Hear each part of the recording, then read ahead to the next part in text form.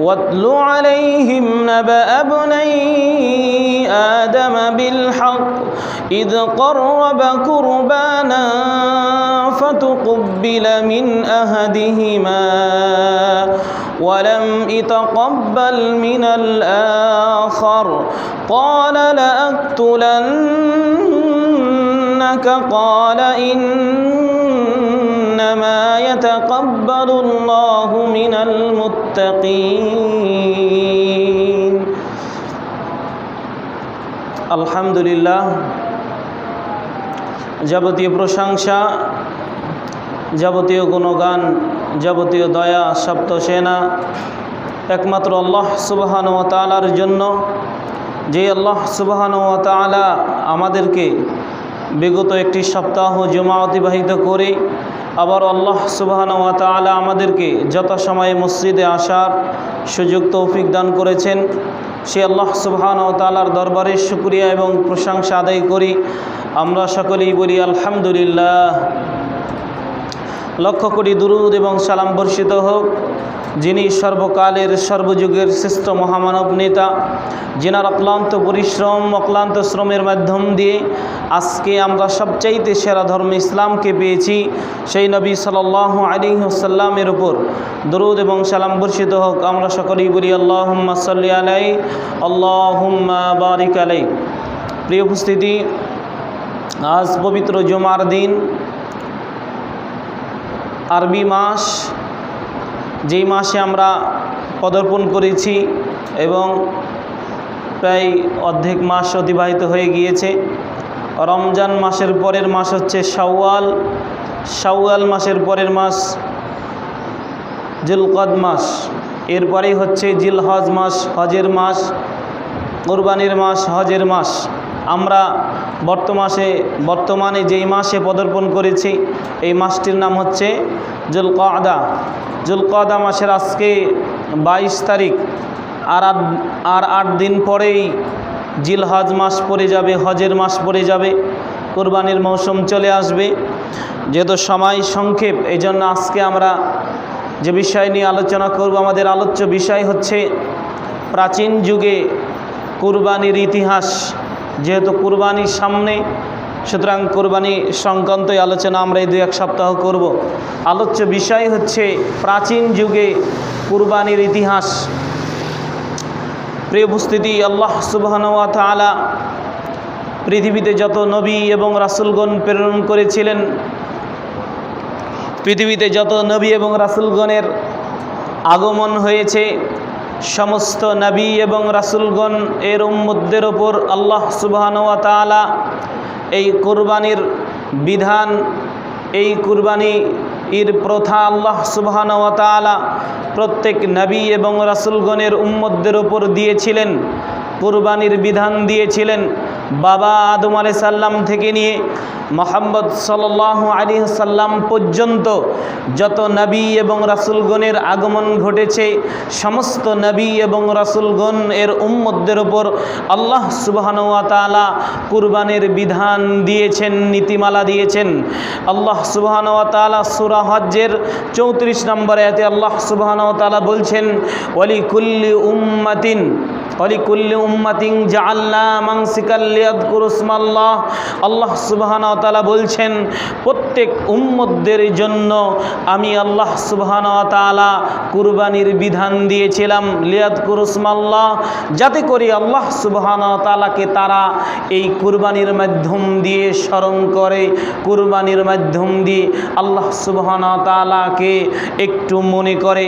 এই জন্য আল্লাহ সুবহানাহু ওয়া তাআলা পৃথিবীতে যত নবী এবং রাসূলগণ আগমন করেছিলেন, যত নবী এবং রাসূলগণের আগমন ঘটেছে, সমস্ত নবী এবং রাসূলগণের ওপর আল্লাহ সুবহানাহু ওয়া তাআলা এই কুরবানির বিধান দিয়ে দিয়েছেন। প্রাচীন যুগের কুরবানি। বাবা আদম আলাইহিস সালাম হচ্ছেন পৃথিবীর সর্বপ্রথম মানুষ, যেনাকে আল্লাহ সুবহানাহু ওয়া তাআলা নিজ হাতে সৃষ্টি করেছেন, যেনাকে আল্লাহ সুবহানাহু ওয়া তাআলা নিজ হাতে মাটি সেনে আল্লাহ সুবহানাহু ওয়া তাআলা তৈরি করেছেন। তিনি হচ্ছেন সর্বপ্রথম পৃথিবীর মানুষ, আমাদের আদি পিতা আদম আলাইহিস সালাম। আল্লাহ সুবহানাহু ওয়া তাআলা তাকে নিজ হাতে মাটি সেনে আল্লাহ সুবহানাহু ওয়া তাআলা তাকে সৃষ্টি করেছেন, তৈরি করেছেন। তার থেকে আল্লাহ সুবহানাহু ওয়া তাআলা আমাদের মা হাওয়াকে আল্লাহ সুবহানাহু ওয়া তাআলা বাম পাজরের হাড় থেকে আল্লাহ সুবহানাহু ওয়া তাআলা সৃষ্টি করেছেন। প্রাচীন যুগের কুরবানি, পৃথিবীর প্রারম্ভেই সূচনায় দুইজন মানুষের আগমন ঘটে। তিনারা হচ্ছে বাবা আদম আলাইহিস সালাম, আদি পিতা।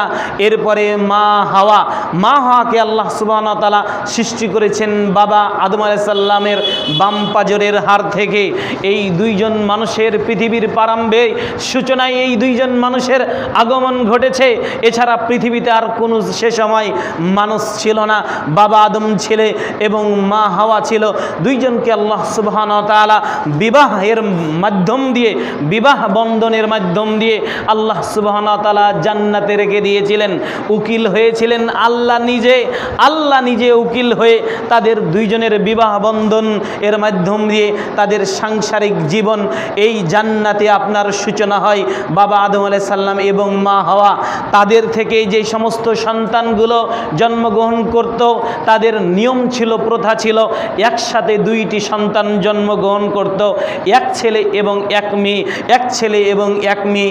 এইভাবে তাদের মাধ্যম দিয়ে আল্লাহ সুবহানাহু ওয়া তাআলা এই পৃথিবীতে মানুষ জন্মের কিংবা সূচনার আগমন ঘটিয়েছে আল্লাহ সুবহানাহু ওয়া তাআলা।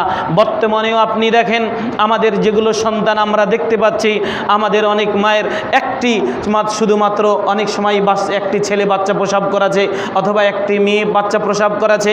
আবার অনেক সময় দেখি যমজ সন্তান হয়েছে, এক ছেলে এক মেয়ে হয়েছে। অথবা কখনো দেখতেছি দুই ছেলে একসাথে জন্মগ্রহণ করেছে, অথবা কখনো আমরা দেখছি একসাথে দুইটি মেয়ে জন্মগ্রহণ করেছে। এটা আমরা বর্তমানে দেখতেছি। কিন্তু বাবা আদম এবং মা হাওয়ার ক্ষেত্রেই শুধুমাত্র খাস ছিল একসাথে আল্লাহ সুবহানাহু ওয়া তাআলা দুইটি করে যমজ সন্তানের আবির্ভাব, আগমন ঘটিয়েছেন যখন বাচ্চা হয়েছে। শুধুমাত্র ইতিহাস পড়লে জানা যায় একটি মাত্র তার ছেলে, যার নাম হচ্ছে শীস আলাইহিস সালাম, এই নিয়েও মতনক করেছে। শুধুমাত্র শীস আলাইহিস সালাম তিনি শুধুমাত্র একাই জন্মগ্রহণ করেছেন, তার সাথে কোনো তার বোন জন্মগ্রহণ করে নাই। এছাড়া বাবা আদম এবং মা হাওয়ার মিলনের মাধ্যম দিয়ে যত সন্তান তাদের জন্মগ্রহণ করেছে, একসাথে দুইটি সন্তান জন্মগ্রহণ করত, এক ছেলে এক মেয়ে। আবার পরের বছর জন্মগ্রহণ করত এক ছেলে এক মেয়ে, তার মানে যমজ সন্তান। এইভাবে তাদের দুনিয়াতে আগমনের মাধ্যম আল্লাহ সুবহানাহু ওয়া তাআলা দিয়েছিলেন। এটা আল্লাহ সুবহানাহু ওয়া তাআলার হিকমত। কেন? সে সময় কোনো মানুষ ছিল না, মানুষের আগমন ঘটে নাই, তাদের মাধ্যম দিয়ে তো বিবাহ হতে হবে। বিবাহ আল্লাহ সুবহানাহু ওয়া তাআলা কীভাবে দিবেন? এজন্য হতে পারে আল্লাহ সুবহানাহু ওয়া তাআলা এই হিকমত খাটিয়েছেন, একসাথে যমজ সন্তানের আগমন ঘটিয়েছেন। আমাদের কাছে দুইজন আদম আলাইহিস সালামের ছেলে পরিচিত, যাদের নাম হচ্ছে কাবিল এবং হাবিল। কাবিল এবং হাবিল এই দুইজন নাম আমাদের কাছে পরিচিত। তবে ইতিহাস পড়লে বোঝা যায়, জানা যায় আদম আলাইহিস সালামের এইভাবে যমজ সন্তান হয়েছে, 60 জোড়া যমজ সন্তান হয়েছে। তার মধ্যে দুইজন তার সন্তান আমাদের কাছে পরিচিত, যাদের নাম হচ্ছে কাবিল এবং হাবিল। কাবিল ছিল বড় আর হাবিল ছিল ছোট। কাবিল বড় ভাই, হাবিল ছোট ভাই। এখন বিষয় হচ্ছে কাবিলের সাথে যেই মেয়ে জন্মগ্রহণ করেছিল সেই মেয়ের নাম হচ্ছে আকলিমা, আর হাবিলের সাথে যেই মেয়ে জন্মগ্রহণ করেছিল তার নাম হচ্ছে লিওয়াজা। কাবিলের সাথে যেই মেয়ে জন্মগ্রহণ করেছে এই মেয়েটি দেখতে খুবই সুন্দরী ছিল, খুব সুন্দরী, হীরা মুক্তি মোনার মতো দেখতে খুব সুন্দরী সুন্দরী ছিল। কাবিলের সাথে যেই মেয়ে জন্মগ্রহণ করেছিল সেই মেয়েটি দেখতে খুব সুন্দর, ঝকঝকে টকটকে চেহারা বিশিষ্ট ছিল। আর হাবিলের সাথে যেই মেয়ে জন্মগ্রহণ করেছে সেই মেয়েটি দেখতে খুব একটা সুন্দর ছিল না, কালো ছিল, কুৎসিতে কালো ছিল, দেখতে খুব একটা ভালো ছিল না। কিন্তু আল্লাহ সুবহানাহু ওয়া তাআলা আদম আলাইহিস সালামের ছেলে মেয়ের ক্ষেত্রে, বিবাহের ক্ষেত্রে তাদের ছেলে মেয়ের আল্লাহ সুবহানাহু ওয়া তাআলা বিধান দিয়েছিলেন, এই যে আগের ছেলে পরের মেয়ের সাথে বিবাহ হবে, পরের ছেলে আগের মেয়ের সাথে আগের মেয়ের সাথে বিবাহ হবে, এই বিধান আল্লাহ সুবহানাহু ওয়া তাআলা তাদের সন্তানদের ক্ষেত্রে দিয়েছিলেন। একসাথে যমজ সন্তান জন্মগ্রহণ করবে, তাদের সাথে বিবাহ বন্ধন হবে না। যেমন কাবিলের সাথে যেই মেয়ের জন্মগ্রহণ করেছে তার পরের ভাই ছিল হাবিল, হাবিলের যেই বোন, এই হাবিলের বোনকে নিয়ম অনুযায়ী, প্রথা অনুযায়ী, বিধান অনুযায়ী কাবিল বিবাহ করবে হাবিলের বোনকে, আর হাবিল বিবাহ করবে কাবিলের বোনকে। অর্থাৎ আগের ছেলে পরের মেয়ে, পরের ছেলে আগের মেয়ে, উলট পালট এই বিধান আল্লাহ সুবহানাহু ওয়া তাআলা বিবাহের ক্ষেত্রে আদম আলাইহিস সালামের সন্তানের দিয়েছিলেন। আল্লাহ সুবহানাহু ওয়া তাআলার নবী আমাদের আদিপিতা আদম আলাইহিস সালাম তার সন্তান কাবিলকে বললেন যে, হে কাবিল, তুমি হাবিলের বোনকে বিবাহ করো, আর হাবিল তুমি কাবিলের বোনকে অর্থাৎ আকলিমাকে বিবাহ করো। হাবিল আর কাবিল বিবাহ করবে হাবিলের বোন লিওয়াজাকে। এই প্রস্তাব যখন বাবা আদম আলাইহিস সালাম সন্তানদেরকে দিলেন, তখন কাবিল বলছে যে, জি না, এটা হতে পারে না বাবা, আমার সাথে যেই মেয়ে জন্মগ্রহণ করেছে আমি তাকেই বিবাহ করব, এই মেয়ে দেখতে খুব সুন্দর, আমি তাকেই বিবাহ করব। আর হাবিল বিবাহ করবে তার সাথেই যেই মেয়ে জন্মগ্রহণ করেছে তাকেই সে কালো কুৎসিতে বিবাহ করবে। আদম আলাইহিস সালাম তার সন্তানদেরকে বুঝানোর চেষ্টা করলেন। কাবিল ঝগড়া এই লিপ্ত হয়ে গেল এক পর্যায়ে, কিন্তু তার সন্তানদেরকে তিনি বুঝাতে সক্ষম হলেন না। বুঝাতে সক্ষম হলেও, বুঝাতে তো সক্ষম হয়েছে, কিন্তু ছেলে বলতে কাবিল এটা মেনে নিল না। কাবিলের একই কথা, আমার বোনকেই আমি বিবাহ করব। তখন আল্লাহ সুবহানাহু ওয়া তাআলা ওহীর মাধ্যম দিয়ে আদম আলাইহিস সালামকে বললেন যে, হে আদম, আপনি আপনার এই দুই ছেলের ক্ষেত্রে বিধান দেন কুরবানির। তারা কুরবানি করুক, যার কুরবানি কবুল হবে সেই আকলিমা সুন্দরী রমণীকে বিবাহ করবে। এই বিধান আল্লাহ সুবহানাহু ওয়া তাআলা তার দুই সন্তানের ক্ষেত্রে দিলেন। এ দিয়ে কুরবানির সূচনা হলো। কাবিল একজন, তার কর্ম ছিল তিনি কৃষক, তিনি কৃষি কাজ করতেন, গম দানা শস্য, তিনি যেগুলো খারাপ ছিল, জীর্ণ শীর্ণ, চলে না, বাজারে চলে না, কম দামে বিক্রি হয়, সবচাইতে খারাপগুলো এই কাবিল। নিয়ম ছিল কুরবানির যে পাহাড়ের ওপর রেখে আসতে হবে, পাহাড়ের ওপর রেখে এসে আল্লাহ সুবহানাহু ওয়া তাআলার পক্ষ থেকে আগুন এসে যার কুরবানি কবুল হবে তারটা পুরে ছারকার হয়ে যাবে। এই বিধান আল্লাহ সুবহানাহু ওয়া তাআলা এই আদম আলাইহিস সালামের দুই সন্তানের ক্ষেত্রে এই বিধান দিয়েছিলেন যে তাদেরকে তোমরা কুরবানি করতে বলো, তারা যেই কুরবানি, যে যা পারে কুরবানি করে ওই পাহাড়ের ওপর রেখে আসবে, যারটা কবুল হবে, যার নিয়ত ভালো হবে, যারটা কবুল হবে আগুন এসে পুড়ে যাবে। এখন এই যখন বিধান দিলেন, তখন কাবিল কৃষি কাজ করত, তার ওই শস্য দানা, গম, এগুলো তিনি ওই এক পাহাড়ের ওপর রেখে আসলেন। মন ছিল খারাপ, নিয়ত ছিল খারাপ, খারাপ জিনিসগুলোই রেখে আসলেন। আর হাবিল ছোট ভাই, নিয়ত ভালো ছিল, মন ভালো ছিল।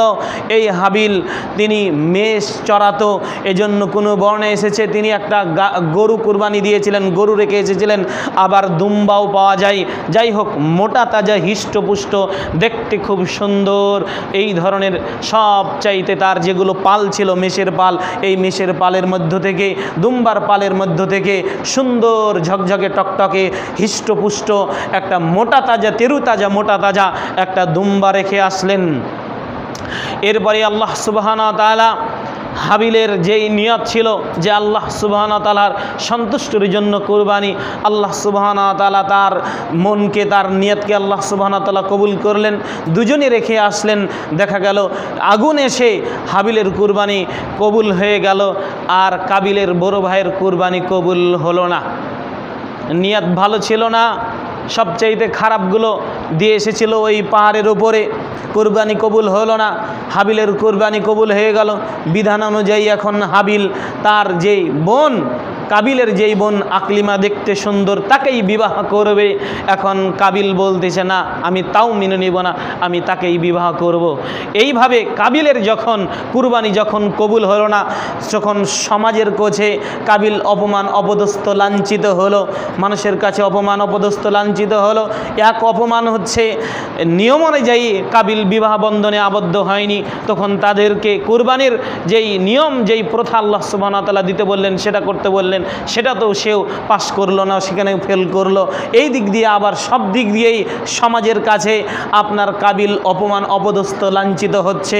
এক পর্যায়ে কাবিল হাবিলকে বলল যে আমার কুরবানি কবুল হলো না, তোমার কুরবানি কবুল হলো, আমি এখন তোমাকে হত্যা করব। তোমাকে হত্যা করেই আমি আমার এই সুন্দরী ঝকঝকে টকটকে আমার যে বোন, আমি তাকেই বিবাহ করব।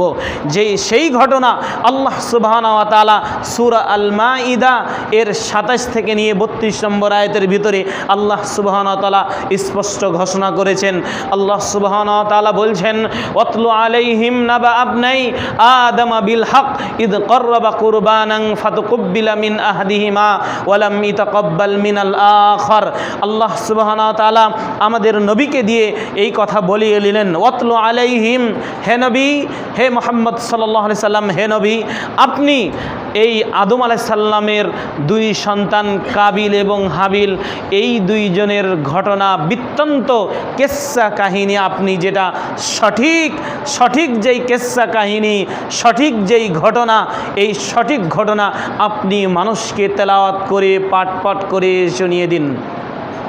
প্রিয় উপস্থিতি, আল্লাহ সুবহানাহু ওয়া তাআলা এই সূরা আল মাঈদার ২৭ নম্বর আয়াতে প্রথমে যে কথা বলেছেন, আল্লাহ বলছেন ওয়াতলু আলাইহিম নাবা আবনাই আদম বিল হক, হে নবী, আপনি আদম আলাইহিস সালামের দুই সন্তানের যেই ঘটনা কিসসা কাহিনী আপনি বর্ণনা করবেন, বৃত্তান্ত করবেন, এ কথা ঠিক, তবে মিথ্যা কোনো কিসসা কাহিনী বর্ণনা করবেন না। এজন্য আল্লাহ বলছেন নাবা আবনাই আদম বিল হক, যেটা হক, সত্য কিসসা কাহিনী মানুষের কাছে বর্ণনা করবেন। এজন্য আল্লাহ সত্য কিসসা কাহিনী বলতে বলেছেন। এই থেকে এই ফতোয়া সাব্যস্ত হয়, তাফসির সাব্যস্ত হয়। এদেশে অনেক মিথ্যা তাফসির রয়েছে, অনেক মিথ্যা কিসসা কাহিনী রয়েছে। বক্তার আলেম ওলামা হুজুর মিথ্যা কিসসা কাহিনী বলে নিজের রুজি অন্বেষণ করে, মিথ্যা কিসসা কাহিনী বলে মানুষদেরকে আলোচনা শোনায়। এজন্য আল্লাহ সতর্ক করে বলছে, হে নবী, আপনি যখন বাবা আদম আলাইহিস সালামের দুই পুত্রের কিসসা কাহিনী যখন বর্ণনা করবেন, নাবা আবনাই আদম বিল হক, হক মানে সত্য যেই ঘটনা ঘটেছে সেই ঘটনাটা আপনি সত্য কিসসা কাহিনী বর্ণনা করবেন। এখান থেকে আমাদের শিক্ষা, আমরাও যখন মানুষের গীবত পরনিন্দা করি এটা তো অন্যায়, আবার যদি করতে যাই যেন মিথ্যা কিসসা কাহিনী না হয়, না হলে উল্টা গুনাহ, উল্টা পাপ আপনার নেকির পাল্লায় আসবে। এই বিষয় থেকে আমাদেরকে খুব সতর্ক। মানুষের নামে মিথ্যা রচনা করি, মানুষের গীবত পরনিন্দা দুর্নাম করি, এ বিষয়ে আমাদেরকে খুব সতর্ক সাবধান আমাদেরকে থাকতে হবে।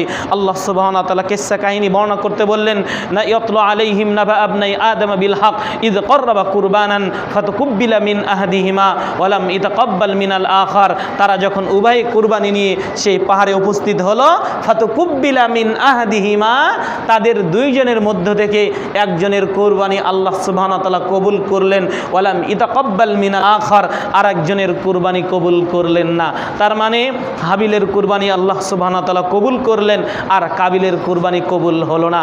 তখন কাবিল বলছে হাবিলকে, ক্বালা লা আকতুলান্নাকা, তখন কাবিল হাবিলকে বলছে, হে আমার ভাই হাবিল, লা আকতুলান্নাকা, অবশ্যই আমি তোমাকে হত্যা করব। তখন হাবিল তার ভাইকে উত্তর দিচ্ছে, ক্বালা ইন্নামা ইয়াতাকাব্বালুল্লাহু মিনাল মুত্তাকিন, তুমি জেনে রাখো নিশ্চয়ই আল্লাহ সুবহানাহু ওয়া তাআলা যারা মুত্তাকিন, যারা পরেজগার, যারা তাকওয়াশীল, যারা আল্লাহ ভীরুতা অর্জন করে, শুধুমাত্র কেবলমাত্র তাদের কুরবানি আল্লাহ সুবহানাহু ওয়া তাআলা কবুল করেন। তুমি মুত্তাকি হতে পারো নাই, তুমি পরেজগার হতে পারো নাই, তুমি আল্লাহ ভীরুতা অর্জন করতে পারো নাই, এই জন্য তোমার কুরবানিও কবুল হয় নাই। লাইম বাসাত্তা, এরপরে আল্লাহ সুবহানাহু ওয়া তাআলা বলছেন লাইম বাসাত্তা ইলাইয়া ইয়াদাকা লিতাকতুলানি মা আনা বিবাসিতি ইয়াদিয়া ইলাইকা লিতাকতুলাক। হাবিল তার বড় ভাইকে বলছেন যে হে আমার ভাই, তুমি যদি আমাকে হত্যা করার জন্য তোমার হাত আমার দিকে প্রসারিত করো, তো মা আনা বিবাসিতি ইয়াদিয়া ইলাইকা লিতাকতুলাক, তাহলে মনে রাখো আমি তোমাকে হত্যা করার জন্য আমার হাতকে তোমার দিকে প্রসারিত করব না। ইন্নী আখাফুল্লাহ রাব্বাল আলামিন, তুমি জেনে রাখো যিনি জগৎসমূহের প্রতিপালক আল্লাহ সুবহানাহু ওয়া তাআলাকে আমি ভয় করি। আমি তোমাকে হত্যা করতে পারবো না। তুমি যদি হত্যা করো আমার কোনো আপত্তি নেই, তবে মনে রাখো আমি তোমাকে হত্যার জন্য আমার হাতটা তোমার দিকে প্রসারিত করব না। ছোট ভাই বড় ভাইকে কি সুন্দর করে কথা বলতেছে। এরপরে আল্লাহ সুবহানাহু ওয়া তাআলা বর্ণনা করছেন ফাতাওয়া আতলাহু নাফসুহু কতলা আখিহি ফাকাতালাহু ফাসবাহা মিনাল খাসিরিন। এক পর্যায়ে এই কাবিল ফাতাওয়া আতলাহু নাফসুহু কতলা আখিহি, তার নাফস তার অন্তর তাকে প্ররোচনা দিল যে তুমি হাবিলকে হত্যা করো। ফাকাতালাহু, এক পর্যায়ে সে তাকে হত্যা করে ফেলল। ফাসবাহা মিনাল খাসিরিন, এরপরে এই হাবিল অনুতপ্ত হলো। প্রিয় উপস্থিতি, হাবিল এবং কাবিল যখন হাবিলকে বলছিল যে আমি তোমাকে হত্যা করব, তখন হাবিল ছোট ভাই বড় ভাইকে বলছিল ভাই আমাকে তুমি মারিও না, এটা অন্যায়, এটা জুলুম অত্যাচার, তুমি আমাকে মারিও না। তুমি যদি মারো তাহলে মারা একটা অন্যায়, হত্যা একটা অন্যায়। তুমি এক পাপ করলে আবার আমাকে হত্যা করলে, এক পাপ করলে দুই পাপ একসাথে হয়ে তুমি তোমার যেই নেকির পাল্লা গুনার পাল্লা রয়েছে, এই গুনার পাল্লায় আমার গুনাহ তোমার গুনাহ, সমস্ত গুনাহ নিয়ে তুমি আল্লাহ সুবহানাহু ওয়া তাআলার কাছে উপস্থিত হবে। ইন্নী উরিদু আন তাবুআ বিইসমি ওয়া ইসমিকা ফাতাকুনা মিন আসহাবিন নার ওয়া যালিকা জাযাউদ যালিমিন। এই হাবিল তার বড় ভাইকে বলছিল যে আমি চাই যে আমার পাপ এবং তোমার পাপ, ইন্নী উরিদু আন তাবুআ বিইসমি ওয়া ইসমিকা ফাতাকুনা মিন আসহাবিন নার, আমার পাপ এবং তোমার পাপ তোমার পাল্লায় তুমি বহন করে ফাতাকুনা মিন আসহাবিন নার, এরপরে তুমি জাহান্নামীদের অধিবাসী হয়ে যাও। তুমি যে আমাকে হত্যা করতে চাচ্ছ, তুমি যদি আমাকে হত্যা করো তাহলে আমার পাপ এবং তোমার পাপ দুই পাপের বোঝা বহন করে তুমি জাহান্নামীদের অধিবাসী হয়ে যাবে। তার ভাইয়ের সাথে কথা হচ্ছিল, কথা হতে হতে নিষেধ করতেছিল। এক পর্যায়ে কাবিল পিছন দিকে তার এই পিঠে সর্বপ্রথম ছুরি মেরেছিল। এইভাবে এক পর্যায়ে কাবিল হাবিলকে হত্যা করে ফেলল। এই ঘটনা যখন মা হাওয়া শুনলেন যে কাবিল হাবিলকে হত্যা করে ফেলেছে, তখন মা হাওয়া দেখেন, মা হাওয়া জানতো না যে মরণ কি জিনিস, মা হাওয়া জানতো না মৃত্যু কি জিনিস, মা হাওয়া জানতো না হত্যা কি জিনিস। এটা হচ্ছে পৃথিবীর প্রারম্ভের সূচনায় মা হাওয়া এগুলো জানতো না। মা হাওয়াকে যখন বলা হলো কাবিল হাবিলকে হত্যা করে ফেলেছে, হাবিল মৃত্যুবরণ করেছে, তখন মা হাওয়া বলছে মরণ কি জিনিস, মৃত্যু কি জিনিস, হত্যা কি জিনিস। মা হাওয়ায় কান্নায় জর্জরিত হয়ে গেল। তিনি হত্যা কি জিনিস বুঝতেন না, মৃত্যু কি জিনিস বুঝতেন না, মরণ কি জিনিস বুঝতেন না। তার মানে পৃথিবীর প্রারম্ভের সূচনায় কোনো মানুষ সে সময় মারা যায়নি, এই জন্য মরণ কি জিনিস, মৃত্যু কি জিনিস, হত্যা কি জিনিস এটা জানতো না।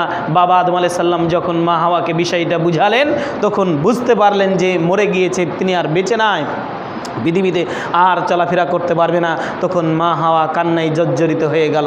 এ দেখেন হত্যা করলো, হত্যা করার পর এখন কাবিল তার ভাই হাবিলকে মাটি যে দিবে, মাটি দিতে জানতো না, কিভাবে মাটি দিতে হয়। কাবিল তার ভাই হাবিলকে মারার পরে ঘাড়ে করে নিয়ে মরে মরে রাস্তায় রাস্তায় ঘুরে বেড়াচ্ছে। কি করবে সে জানে না, লাশটা গুম করবে কিভাবে, মাটি কিভাবে দিবে, এটা কাবিলের বড় ভাইয়ের জানা ছিল না। পৃথিবীর সূচনা তো প্রারম্ভে, এজন্য কাবিলের এই বিষয় জানা ছিল না। কিভাবে মানুষকে মারতে হবে, মারার পরে কিভাবে হত্যা করতে হবে, মারার অনেক ঘটনা আছে। কাবিল যখন ওই হাবিলকে মারতে যাচ্ছিল, মারতেও জানছিল না, শয়তান তাকে বলল যে তুমি ছুরি নিয়ে আসো, ছুরি নিয়ে এসে তার পিঠে চাকু মারো, এভাবে হত্যা করো। একবার যে এইভাবে যায় হত্যাটা হয়েছে, মারতেও জানতো না হাবিল। মানে পৃথিবীর সূচনার কথা, প্রারম্ভের এগুলো ঘটনা। এরপরে কাবিল তার ভাই হাবিলকে ঘাড়ে ঘাড়ে এভাবে নিয়ে বেড়াচ্ছে, মানুষের কাছে অপমান, অপদস্থ, লাঞ্ছিত। এক কুরবানি কবুল হয়নি, এক আল্লাহর বিধান মানেননি, আবার ভাইকে হত্যা করলো, অপমানই হচ্ছে। এই অবস্থা যখন নিয়ে এসে ঘুরে বেড়াতে লাগলো, তখন আল্লাহ সুবহানাহু গুরাবা ইয়াবহাসু ফিল আরদি লিউরিয়াহু কাইফা ইউরি সাওয়াতা আখি। এক পর্যায়ে আল্লাহ সুবহানাহু তাআলা দুইটি কাককে প্রেরণ করলেন পৃথিবীতে।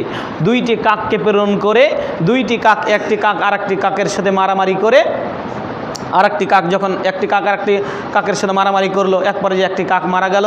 তখন ওই ভালো কাকটি, জীবিত কাকটি ওই মৃত কাকটির তাকে পুঁতে দেওয়ার জন্য তার মুখ দিয়ে, পা দিয়ে মাটি হেঁচড়ে হেঁচড়ে গর্ত খনন করে তাকে চাপা দিয়ে দিল। এই অবস্থা যখন কাবিল দেখতে পেল, তখন কাবিলও কি করলো, তার ভাইকে লুকানোর জন্য, লাশটা দমন করার জন্য, গোপন করার জন্য মাটি গর্ত খনন করে সেও তার ভাইকে এক পর্যায়ে মাটি দিয়ে দিল। এরপরে তখন কাবিল আফসোস করে বলছে, ক্বালা ইয়া ওয়াইলাতা আ'জাজতু আন আকুনা মিসলা হাযাল গুরাব ফাউরিয়া সাওয়াতা আখি ফাআসবা মিনান নাদিমিন। হায় আফসোস, আমার মতো অপমান, অপদস্থ, লাঞ্ছিত পৃথিবীতে আর কেউ নাই, যে আমার ভাইকে হত্যা করলাম, হত্যা করে আমার ভাইকে যে আমি মাটি দিব, এই জ্ঞানটা, এই বিবেকটা আমার হলো না। কাকের মতো এই কাকের থেকে আমি শিক্ষা গ্রহণ করলাম। প্রিয় উপস্থিতি, পৃথিবীর সূচনা লগ্নে এই হচ্ছে ইতিহাস, কুরবানির ইতিহাস। পৃথিবীর সর্বপ্রথম যিনি হত্যা ঘটিয়েছে তিনি হচ্ছেন এই কাবিল। কাবিলই এই পাপ কাজের হত্যার সূচনা।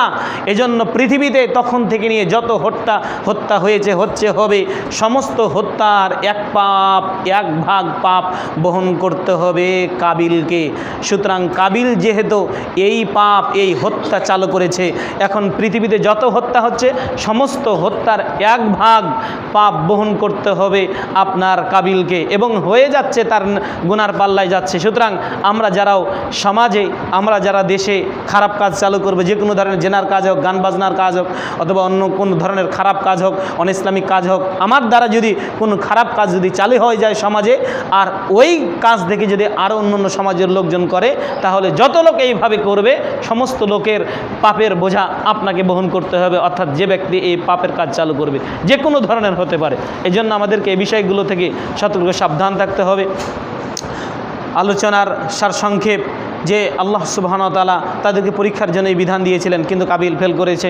সুতরাং কাবিলের নিয়াত ছিল খারাপ, কাবিলের নিয়াত ভালো ছিল না, তার অন্তর ছিল খারাপ। সুতরাং আমরা আমাদের যে কোরবানি, এই কোরবানি যেন আমরা আল্লাহ সুবহানাহু ওয়া তাআলার সন্তুষ্টির জন্য দিতে পারি, আল্লাহ সুবহানাহু ওয়া তাআলাকে রাজি খুশি করার জন্য আমরা দিতে পারি। আল্লাহ সুবহানাহু ওয়া তাআলা আমাদের সকলকে, সবাইকে সুস্পষ্ট এই কাবিল এবং হাবিলের ঘটনা থেকে শিক্ষা অর্জন করার তৌফিক দান করুক। আল্লাহুম্মা আমিন। প্রিয় উপস্থিতি, আপনারা কুরবানি পশু নির্বাচনের ক্ষেত্রে 4টি কথা বলে আমি আলোচনা শেষ করছি, সময় যেহেতু হয়ে গিয়েছে। কুরবানি 4 ধরনের পশু নির্বাচন করতে আল্লাহ রাসূল নিষেধ করেছেন, নাজায়েজ করেছেন। যেহেতু আপনারা কুরবানি করবেন, কুরবানি কিনবেন, এই জন্য বলছি 4 ধরনের পশু নাজায়েজ। 4 ধরনের পশু দ্বারা কুরবানি করা নাজায়েজ। 1, সুস্পষ্ট কানা। সুস্পষ্ট যদি কানা হয় তাহলে এই পশু নির্বাচন থেকে বিরত থাকতে হবে। 2, সুস্পষ্ট আপনার খোরা, সুস্পষ্ট খোরা, কান কাটা, কানছিরা, পা, আগের পা বা সামনের পা যদি আপনার খোরা হয় তাহলে এই ধরনের পশু কুরবানি থেকে বিরত থাকতে হবে। 3 নম্বর, সুস্পষ্ট রোগা। যদি রোগ থাকে কোনো কি বলে পশুর ভিতরে, তাহলে এই ধরনের পশু থেকে আমাদেরকে বিরত থাকতে হবে।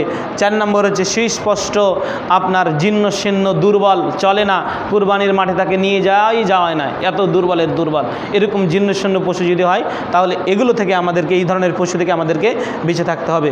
আমাদেরকে মনে রাখতে হবে আমরা যে পশুগুলো নির্বাচন করব একেবারে মোটা তাজা, হৃষ্টপুষ্ট যেন হয়, এবং আল্লাহর সন্তুষ্টির জন্য হয়, এবং যেন নিখুঁত যেন প্রাণী হয়, এই ধরনের প্রাণী আমাদেরকে নির্বাচন করতে হবে।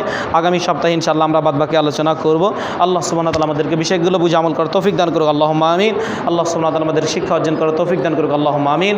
আমরা দোয়া করি, দেশের পরিস্থিতি খুবই ভয়ানক আমরা দেখতে পাচ্ছি, আমরা আল্লাহর কাছে দোয়া করি আল্লাহ সুবহানাহু ওয়া তাআলা আমাদেরকে এই মহামারী থেকে আল্লাহ যেন আমাদেরকে হেফাজত করবে। আল্লাহুম্মা আমিন।